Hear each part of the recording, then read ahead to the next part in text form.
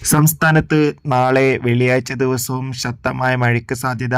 ഇപ്പോൾ ഏതെങ്കിലും വിദ്യാഭ്യാസ സ്ഥാപനങ്ങൾക്ക് അവധി പ്രഖ്യാപിച്ചോ? അതിൻ്റെ ഏറ്റവും പുതിയ അപ്ഡേഷനാണ് ഇന്നൊരു വീഡിയോ ഭാഗത്ത് നമ്മൾ നോക്കാൻ പോകുന്നത്.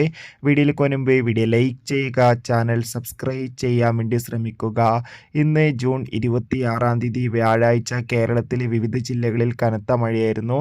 ഇടുക്കി, തൃശ്ശൂർ, മലപ്പുറം, പാലക്കാട് തുടങ്ങിയ ജില്ലകളിലൊക്കെ അതിശക്തമായ മഴയായിരുന്നു. നിലവിൽ ഇന്ന് 3 ജില്ലകൾക്കായിരുന്നു അവധി പ്രഖ്യാപിച്ചിട്ടുണ്ടായിരുന്നത്. അത് തൃശ്ശൂർ, ഇടുക്കി, അതോടുകൂടി തന്നെ വയനാട്, ഈ 3 ജില്ലകളിൽ ഇന്ന് ശക്തമായ മഴ കാരണം അവധി ലഭിച്ചിട്ടുണ്ടായിരുന്നു.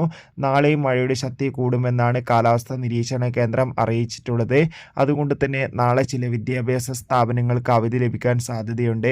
എന്നാൽ കോട്ടയത്ത് ദുരിതാശ്വാസ സമിതി, അതായത് ദുരിതാശ്വാസ ക്യാമ്പുകൾ നടക്കുന്ന വിദ്യാഭ്യാസ സ്ഥാപനങ്ങൾക്ക് അവധി നൽകിയിട്ടുണ്ട്.